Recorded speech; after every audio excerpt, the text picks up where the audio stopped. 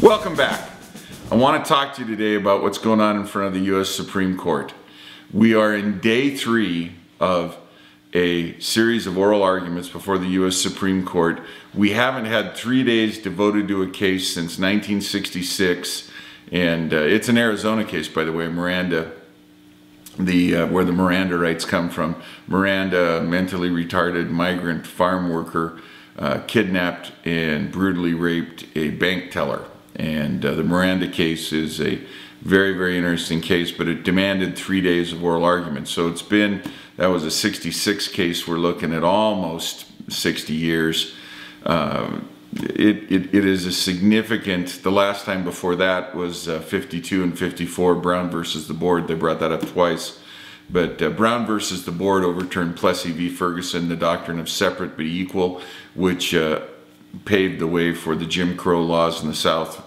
Plessy v. Ferguson, the idea of establishing separate but equal accommodations for the African Americans and the quote-unquote rest of us, very, very bad idea.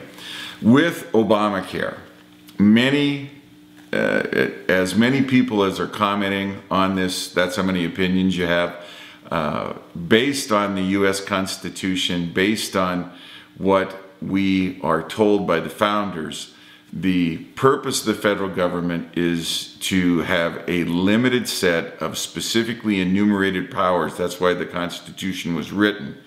The essential mistake in Obamacare is the perspective of the left versus the perspective of the right.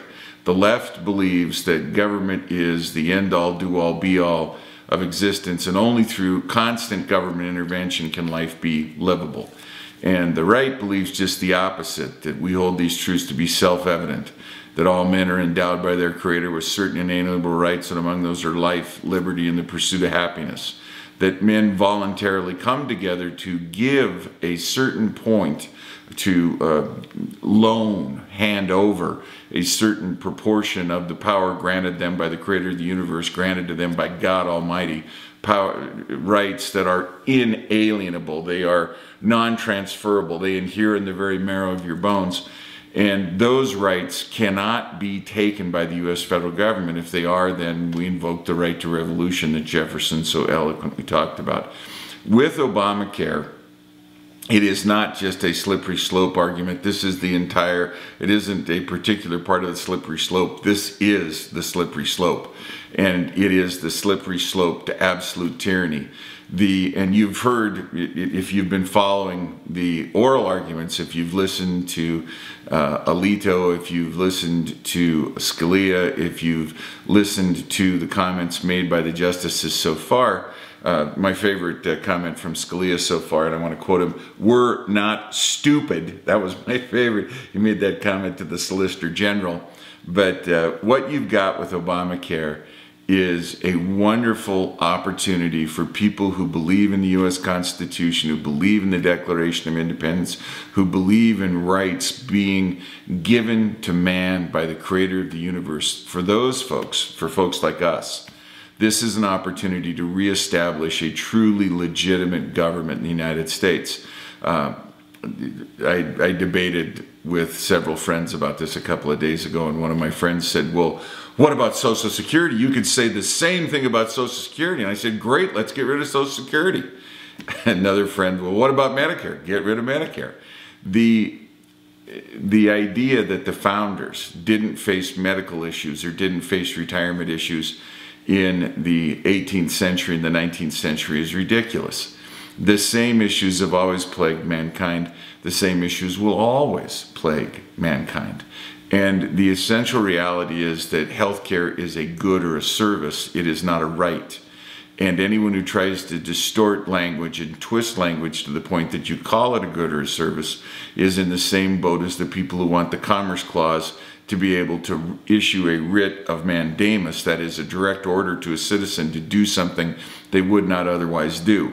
Now, I want to quote real briefly here Gary North, and he said, "It's becoming clear that the compulsory medical insurance section of Obamacare is going to be declared unconstitutional by the Supreme Court.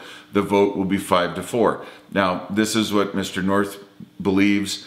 And I'm always surprised by the U.S. Supreme Court, and I want to say that. I don't really enjoy playing the game of, oh, I'm smarter than everybody else, I can predict what's coming. I can tell you that when you read the Declaration of Independence and you read the U.S. Constitution, nowhere in there is there any solid, legitimate basis to allow the federal government to take over 1/6 of the economy and order citizens to purchase products. That's not in there.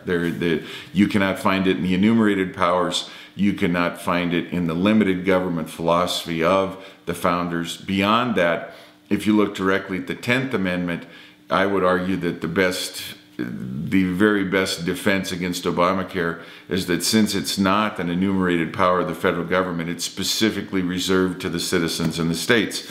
But Mr. North, writing for the Tea Party Economist, is vehement that it'll be a 5-4 decision.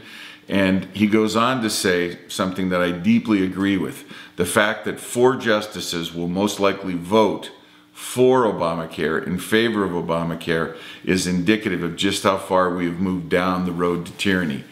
Take a moment to get out your copy of the Declaration of Independence. Take a moment to get out your copy of the U.S. Constitution. Reread those documents. Reassess your birthright as a U.S. citizen. We are promised certain inalienable rights that are granted to us by the Creator of the universe. Obamacare is a direct assault on your individual freedom. And you are either going to embrace that truth or you are going to march pliantly down the road to tyranny. I hope that you'll embrace the truth that you are endowed by your Creator with inalienable rights, and among those are life, liberty, and the pursuit of happiness. God bless you. God bless the United States of America.